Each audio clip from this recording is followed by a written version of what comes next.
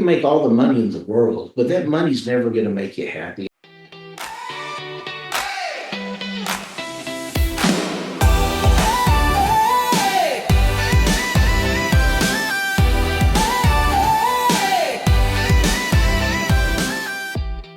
Welcome back to Kingdom Entrepreneur. I'm really excited about today's show and my guest. My guest is Chad Merchant. He's the founder of 7B Building and Development and several other companies.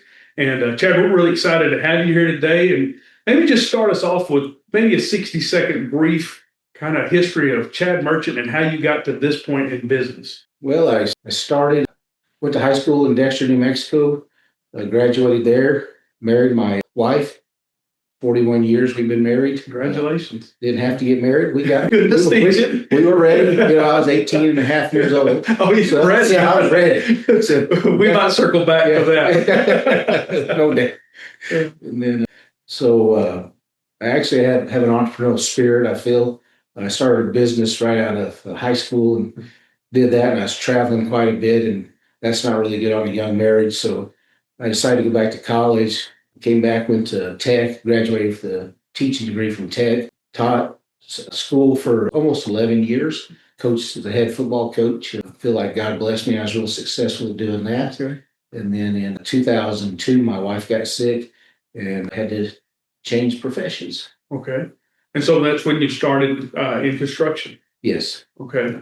And so as you've done that, my understanding, we've chatted before many times, but you worked for your brother for a while, and then finally it became clear you wanted to go out, or you needed to go out on your own. Yeah. And I'd worked for my brother for we had a little company called Cambro Construction, and we did that for about 2 years. And then he was developing at the time, so I went out and helped him for about 3 years do that. Okay. And then 2008 hit, and the housing market crashed.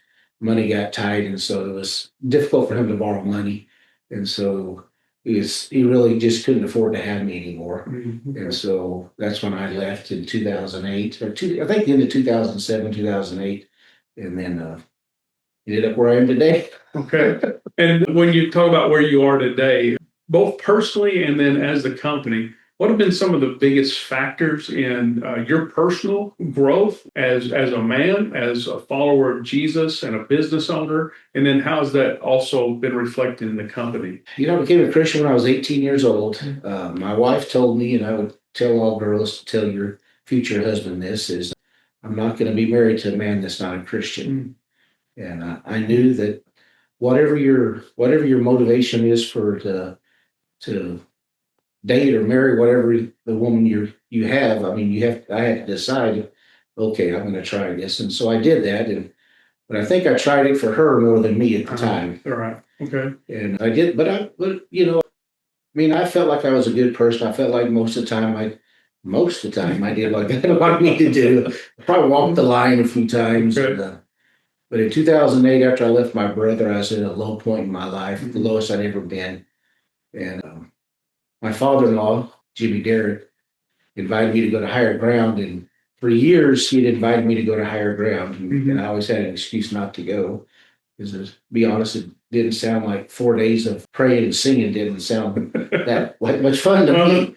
But what I did realize is when you're not working and you don't have any money and you're facing foreclosure and all that, I have no excuse not to go. Mm-hmm. And I got way more out of it than I ever expected. In fact, it was a life-changing event for me, truth be told. As you well know, you were there. And I tell everybody, and I've told a lot of people this story, but Ray challenged me in his talk to study and pray for 40 days. And I did that, and I took it seriously. And I did it for 40 days like I had never done it in my life. And that, along with the other speakers up there, I decided at that point, look, I've tried it my way for 43 years. It's not working. Right. It's not working how I thought it should be working. And so when I went up there, I thought, okay, I'm going to try it. God, I'm going to try it your way. Yeah. I challenge God. Everybody, I'm probably different. I don't know that I'm different or not, but I talk to God just like you and I are talking. I say, hey, I need some help here. Mm-hmm. I just don't I just don't use big words and, try to impress him. I'm just trying to be as honest as I can with him. And I said, okay, I'm going to try it your way. And I challenged him.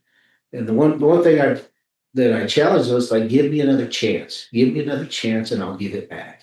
Okay. Give me another chance and I'll give it back. And it was honestly life changing. And I was broke, but that was the closest Yeah. I'd ever been to God. I tell you what, the best time of my life, worst time of my life. Okay. Best time because my relationship with God was what I really understood about your challenge of 40 days and 40 nights of praying and studying the Bible. What I really understood that this world is not about me. Mm-hmm. This world is about serving. This world is about being Jesus. And so when I started the company, that was my attitude. Now, the question I know you're going to ask it, I'm going to go ahead and put it out there. The question is, well, how do you do that when you don't have anything? And the question is, you don't have to have anything to do it. And I mean, I'm literally an example of having no money, foreclosing on my house, and like I'm just going to serve every day. Okay. And so I just looked for opportunity to serve anywhere I could. I would serve myself and try to help. Right. And you can do that with money or without money. Okay. So Yeah, and so I know part of it. So I'll share a little bit that it was even as practical as you see somebody on the side of the road and you just stop and help. I don't have to have money to serve somebody and putting other people first. But you've shared many times that the beginning, you're like, okay, I'm going to do it your way, God. But what I really need is I've got to make a house payment because I'm about to be kicked out of this thing. And so talk a little bit about how that I've got one plan, but as I'm seeking God and saying, I'm going to do it your way, how that's changed you and it impacted the company. Oh, that is such a good question. The bottom line is, do you believe? Do you believe what he says? Do you believe John 15? Do you believe what he says? When you abide in me, whatever you ask will be given. Mm-hmm. And I did believe. And having studied for the period of time I studied and talking to mentors like you and my father-in-law and other men that I respected, I just decided, you know what, I believe I believe I can move that mountain. I believe that he's going to open doors for me.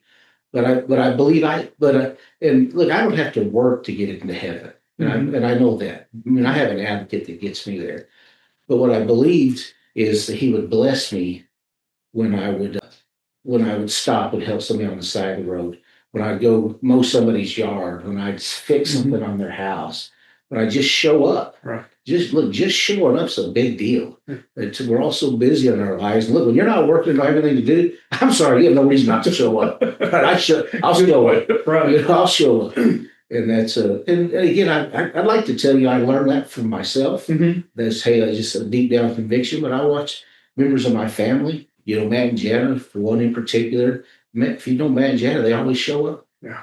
Always. They're there. That's who I want. I want people to know I'm going to show up. Okay. And so you highlighted a couple of things, and I'll give you both of them I'd like for you to expand on. You say he's going to bless you. And a lot of times we think about that as simply like financially. I'm going to prosper. I'm going to do well. But the blessings come in a lot of ways. And so what have been some of the other kind of blessings that have come your way? And then second is that it's really important the people that you surround yourself with, that you work with, and that you have wise counsel from. So talk a little bit about both of those. But blessings, I don't think because you're a Christian, you just all of a sudden, okay, God's just going to start giving you stuff. What I believe is he gives you opportunity and you have to recognize the opportunity. You have to decipher between which door you want to walk through. And there's some doors I walk through that I shouldn't walk through.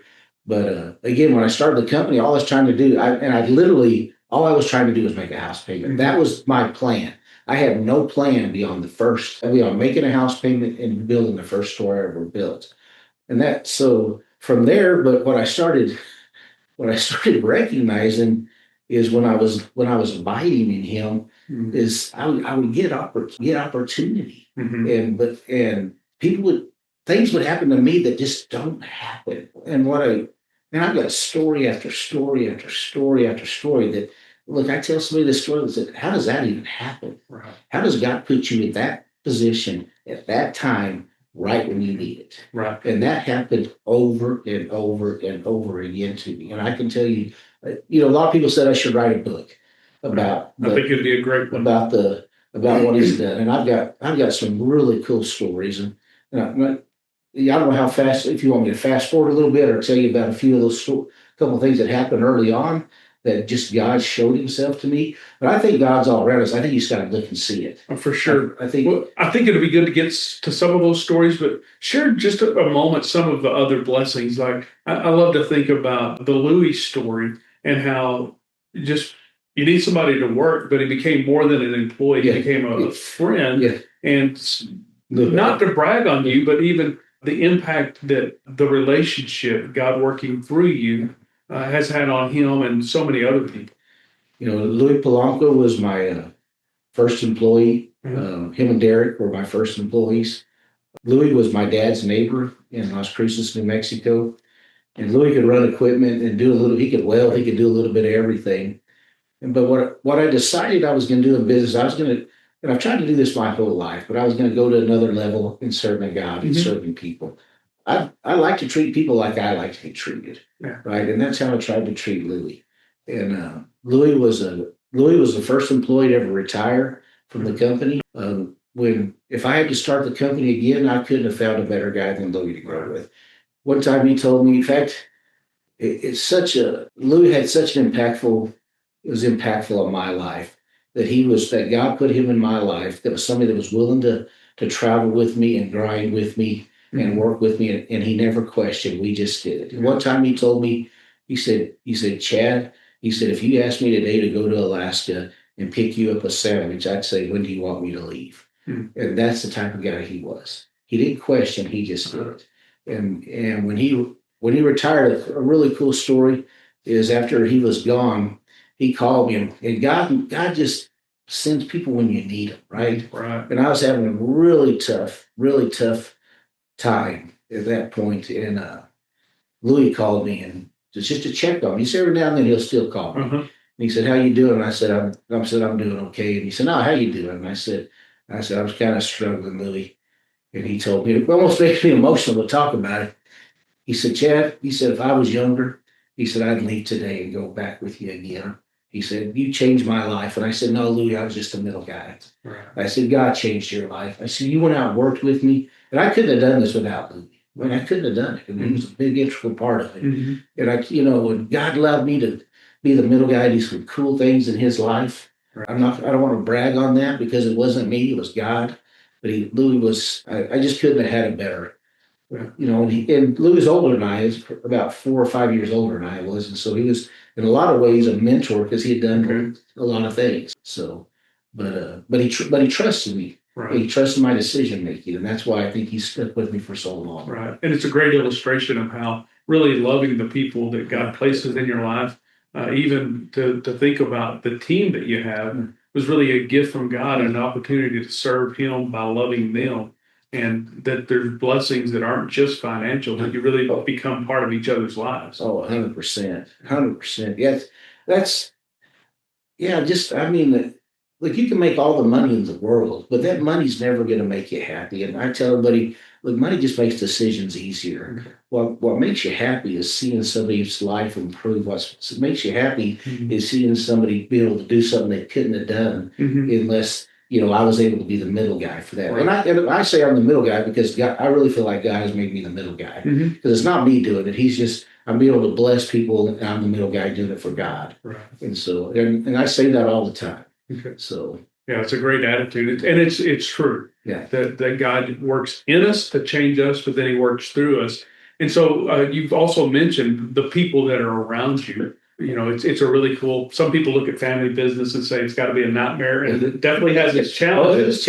But I know you've shared with me many times what a blessing it is that when you come to work and all 3 of your sons are here, and they're taking what you started and built and continuing to run with it. That is what's so cool about what we get to do every day is that, look, we all make sacrifices when we do things. We're in business with our families, and I was a coach for 11 years, and I coached Derek up until the time he was a junior, or I think sophomore or junior. And I coached Trey when he was a freshman, and I never got to coach Jordan. And when I started the company back in 2000, early 2009 to into 2008, I was gone all the time. And I mean all the time. I mean, I would literally be gone 28 days and home for 2 or 3. Right. And so I have a lot of guilty feelings about Jordan, to be quite honest. And then, but what I didn't realize until later was in Jordan, when the company started growing and we started doing better and better, Jordan was going to college and playing basketball. And one day he came and he said, "Dad," he said, "I feel like I'm getting left behind." He said, I want to work for the company." And so I hired him, and he's worked here, one of the longest tenured employees now. I mean, he's worked here. And one day I was sitting at my desk and I realized, it's like, man, how cool is God? Yeah. How cool is God that the guilty feelings I was having when I started this company, that every day I get to go work with my 3 sons every day. And it's not like it's the reason this company has stayed together as a family company is because we all 3 put God in the center of it. It's not about us. It's not. And we have our days, and we have some tough days. But by golly, we're all bound to the same God. Right. And we all, and I tell everybody, Trey's my peacemaker with all the brothers and myself. Trey kind of binds us all together. But truth be told, it's God that what's bind us together. Yeah. And that's what's cool is I've got to spend. I don't think many adult parents get to spend every day with their sons. That live in the same town, that go to work and see them every day. I think, and that's what's It's another one of those blessings. It's a blessing that I didn't even know was coming. That's how cool God is. Right. So, And I appreciate you sharing something that is tender for you, that there was a time where you were gone, and looking back, you go, wow, that really cost a lot more than you intended. So for someone I think it's common for business owners and leaders to say, I'm doing all this, I'm working so hard for my family, and it's a cost. So what encouragement, maybe even a challenge, would you give to someone who, go back 20 years ago, having lived it? And it's really cool that God's redeemed it and that he's restored that and made that relationship and given fruit from it, even though there was a cost. But my impression is you do some things differently if you'd have known the cost. So what encouragement would you give someone today who's 20 years behind you in regards to not letting the priorities of God and family slip? The number one thing I did when I started the company was I decided I was going to run this company. It was going to be different than all other companies. I was going to put God in the middle of it. And you're actually the one that told me, that actually made me really realize, I didn't realize it. If you everybody asks, what's the key to success? The key to success is putting God in the middle of it, because what you think is going to be good is going to be exponentially better if you're abiding in him. Now, what would I tell somebody starting out is, look, there's going to be sacrifices. There's no way you can do what I feel like we've done around here that there wasn't some sacrifices made. I would just, if I had to do it over again, I would be more intentional about going home, going when I could go home. Okay. And that means, sometimes God has blessed me beyond measure. And if that means getting on a plane and flying home, when I didn't feel like I had the money, I actually had the money. I could have done it, but I was so focused on getting this thing done, and not failing. I didn't want to fail. Right. I did over 400 stores for Dollar General and Family Dollar. I was late on one, and that one wasn't my fault. Okay, and I know it's one of your passions. It's one of the core values of your business is grind. And some people look at that and think, well, that means you've got to work 18, 20 hours, and wouldn't even think about it from scripture. But share with us your view of grind and what that means and what it really is. Grind's the gift. Everybody misses the gift. Ecclesiastes 5:18 is my verse. We have it in the gym out on the wall. Is God, the gift that God gives me is to toil in my work every day. The gift that God gives me is the climb. That's the gift, right? And everybody wants to get to the summit. Everybody wants to peak out. Everybody wants to be here. But what you don't realize, and I don't even know that I realized it at the time, but when I look back, the gift was the steps that I took when I was climbing. And then here, in the last several years, I realized that, hey, the gift's the climb. The gift's not the summit. Right. The gift is being in the moment with the people you're grinding with at the time, and everybody achieving together as a team. Okay. Right. And that's how we try to view it around here. I'm so blessed I get to grind. Mm-hmm. I get to grind, and everybody thinks, "Oh, I have to go to work today." I never. Now, there's days I've been like, "Hey, I don't want to go to work today," and I own the company. That's how I got. But not now. You realize, hey, the gift is me getting to go and work with these people, be part of their lives. And the thing is, I'm an open book. I've always been an open book. You ask me, I'm going to tell you. Right. God put a lot of people in my life that told me how they did things, and I'm not going to hold back for you. I'm going to tell you exactly how I did it. But in my estimation, 1% of the people are going to go do it. Right. Because not everybody wants to go grind. Not everybody wants to put in the hours. There's no 8 to 5 when you own this thing, right? There's no 5 days a week. Like it's the hard part, truth be told, is turning it off. Is turning it off. Right. And being in the moment with your family when you're away, especially in a family company when you're away from work and we're all together. And hey, let's not. Is there anything besides work to talk about? Yes, let's not talk about work. Right. Right. Yeah. And I think it really is helpful to recognize that work is God created us to do that. And it's a way to actually honor him, that the Hebrew word for work also means worship, and that it's one of the ways that we really worship him. And so it's even changed. I know over the history of 7B to start with, hey, God, I want to do it your way. But what are some of the ways that has changed for you over the 17, 18 years of this company? Look, anybody watching this right now, what I would suggest is you get somebody like Ray, somebody that knows the Bible really well, that can answer about any question you have, and the influence he's had on me and my boys, and the counsel that he gives us. And I'm not doing this to sing your praises. I'm not doing this to. But I love you as a brother, and it's a true. What you made us realize. Look, I was going to work every day for God, right? I was going to work, but what you made us realize was work was church.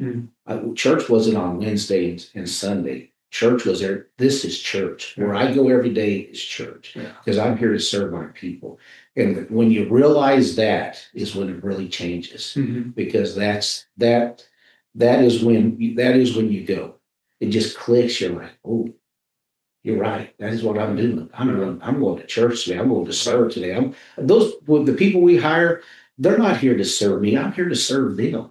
They have a job to do. I have a job to do. But we all have things going on in our lives, and we really try to be that company that serves its people, right? That just don't say it. That we show up like we talk about showing up. If you have something in your life that you need help with, that we're here to pray for you. If you need to move, we're here to help you move. If you got somebody sick, we're here. If you have somebody die, just all the things that life brings. Like, hey, we're here. You're at church. Now, saying that doesn't mean I walk around preaching every day to everybody, because I'm nearly all of them. Because what I learned, I've never been.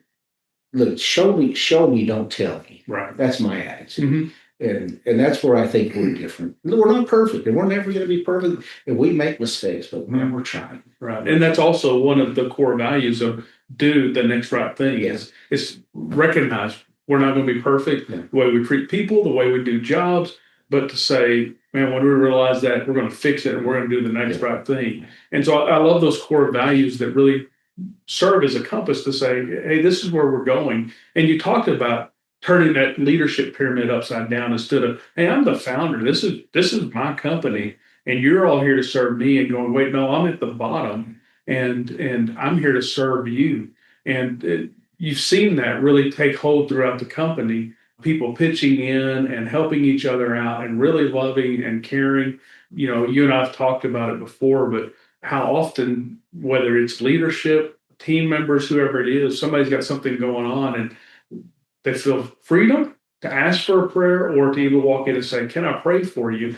And that one, what somebody might say small thing, is really huge. How are some of the ways that you've seen that attitude shift of, I'm here to serve you, impact not just the leaders, but those that they lead or support? You know, we have a thread, text thread for all the company members. So if you're struggling with something, you can. This is what I've really seen evolve: is people actually put out there what they're struggling with, because we all have problems, and we all want to act like we're perfect, and we don't. But everybody has problems, and those threads, just like yesterday, there was two immediate ones on there that really needed prayer, and I really believe, and it's amazing the number of people in the company that respond to, hey, pray, I'm praying for you, I'm praying for you.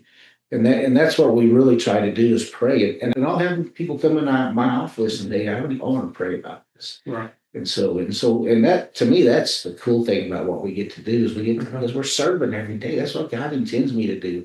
And for them to have the comfort to come through the door and ask, and knowing at the base of who we are, because that's who we are. Because no matter what's going on, no matter how tough business gets, and it gets tough at times, that people understand who we are and who we're going to listen to. When big decisions are made, or somebody's trying to make a big decision, whether it's personal or whether it's business wise, where before I would be a reactionary because I'm a 3 Enneagram, and so I'm going to get it done. And so now one of the bigger things we've seen is we'll pray about it, or we try to listen to God. And again, I'll say it, and again, I'm not singing his praises, but Ray's really made me realize, hey, why don't you stop? It's hard for a 3 to listen, and it's really hard.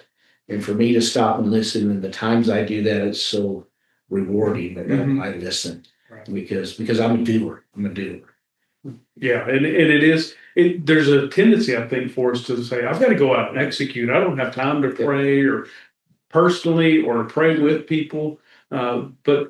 But then when you switch that and say, there's nothing more important, nothing bigger or better I can do than pray. Oh, he shows himself so many times. He really does. You all think I'm crazy when I tell you this, but like yesterday I was praying throughout the day, and there's always something going on.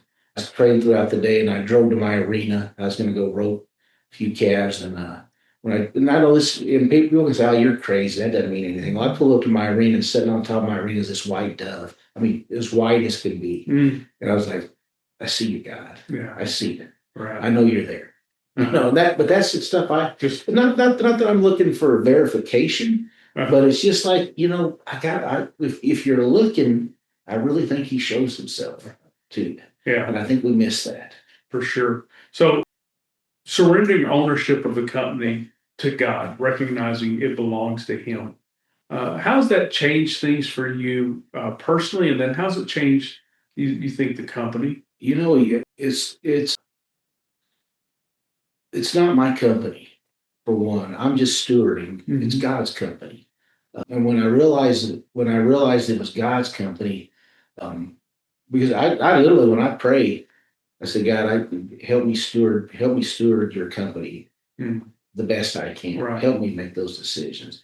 And so it feels like I don't have to do it. That it's not. I'm not. Yeah, I could. We come to work, but I used to think I had to do everything, and that's an evolution that I've changed through all these years. Is like, look, what I found out is I usually make it worse. But if I would just listen to God, and he showed the crazy thing, he always shows me the right way when I'm looking, and so now I try to really to give it to God and let God lead the way he wants it to go. And it's always turns out way better than I thought. If you'd have told me, 17 years ago, I'd be sitting here, we'd be doing this, with 650 employees. And, I was a high school football coach. In fact, I had a guy this week that I roped with, and he was a beaten bowl. Both of them were beaten bowl employees. And they said, how is it that you can go to work on a Monday, be roped at 1:00 on a Monday? And I said, God is how you do that. And he said, how do you go from being a teacher to having 650 employees? God, that's it. I'm sorry, it's not me. I'm the grinder. I worked hard, and I put in a lot of hours. I drove a lot of miles. And everybody, that's what nobody sees. Everybody sees, everybody thinks don't ever think it's going to happen overnight. Don't ever think it's going to be easy, because it's not going to. In fact, I think it's harder. I think when you're trying to serve God, when you're trying to do the next right thing, when you're trying to lift your people up, when you're, I think all those core values that we have, that we try to believe in, I believe that devil comes and attacks. But man, the one thing that I really realized, one thing I really understand is, man, God defeated that devil. He's not taking any ground back from me. The only ground I give him is what I allow him to give. Right. Right. And so I can't allow that. God, we take ground back. If we tell a lie to ourselves, everybody tells a lie to yourself about, hey, I can't do this. I can't do this. This situation is going to be this way. No, you don't know. Right. You don't know. When you do that, you're surrendering. I'm sorry. So, but I'm an advocate. I mean, I've got an advocate that I believe in. John 15, I believe it with everything that I am. Whatever you ask, if I'm abiding in him, it's to his glory. When I come to work every day, it's not for my glory. It's for his glory. When I come to work every day, I'm not trying to be the best for me and my people. And I want to be the best for me and my people, but I want to be the best for God. I want him to see excellence in how we run his company, because everything's to his glory, not to my glory. I just want to be, I don't even want to be recognized, because it's for him. It's not for me. It's for the people around me. It's not for me. Great. Man, Chad, we could go on for hours. I really appreciate what you've shared with us today, and can't wait to get you back on the podcast. But let's just imagine maybe somebody watching or listening to this right now is a CEO of a business, or they're a leader in a business, and they believe in God. They love him and are serving him, but they see that their faith is one thing and their work is kind of separate. What encouragement would you give that person to move towards, no, you've only got one life? You're looking at it wrong. Okay. There's no difference. I mean, just like I said, church is every day. I come to church every day. And look, that question you said right there is exactly what I thought. I'm not going to be different. I'm not going to hide from my faith. And look, I've been blessed. I've been in a lot of corporate boardrooms, major national companies. I've been in several, and not one time that I wasn't in that boardroom that I didn't talk about God, because I'm not hiding who I am. I'm not running through who I am. And the 9 times out of 10, when I leave those board meetings, somebody pull me aside and say, hey, thank you for saying that. Right. Thank you for saying that. Because people are there. They just want people to be bold enough to step out. God, there's no coincidence. God said in the Bible 365 times, don't fear. God didn't create me to be fearful. God created me to be a lion. God created me to go out and get it done. God created me to show people, hey, you can do this. Don't be scared. I got your back. Right. And I believe, and if I was telling all CEOs, look, if there's no better book to follow, there's no better. If you want to know the answers to business, you want to know the answers to life, how to treat people, how to treat your clients, how to treat your employees, how to live your life. I'm sorry, get in the Word. Yeah. Get in the Word. And I think it's harder when you do it the other way, because the one thing that I have, and I have stressful days. And don't think I don't, but those stressful days are me. But when I give it to God, right, when I say, you know what, and everybody talks about a peace that surpasses understanding. And it's so true. And I would challenge you to try it. I would challenge you to step out in faith and be that leader that puts God first, and see how your life starts to change. See how your business starts to change. See how your people start to change. Be vulnerable. People are afraid to be vulnerable. I'm not afraid to be vulnerable. Look, if you want to use my vulnerability against me, that's okay. Use it against me. I'm going to be who I am every day, and I'm going to serve God, my God, every day. And I'm not going to hide. And if you're going to look down on me for that, I'm okay with that. Okay, I'm okay with that. But I believe He's going to bless me. And I have too many stories, that things that shouldn't happen to a guy that was a high school football coach and now has lived a life that he never thought he'd live. Yeah. Right. How does a high school football coach and teacher get here? And it's only God. That's what the guy who told me this week said. How does that happen? And my answer said, God. It's not me. I said, the only people that limits us is ourselves. I believe that, and I say this with full transparency, and I'm not kidding when I say this. Every desire I've ever had that I've ever thought I wanted, that I ever thought I needed, God's given me. Mhm. And I tell people, I think part of the reason why he's done that is I realized I didn't want what I thought I wanted. Yeah. What I thought I wanted didn't make me happy.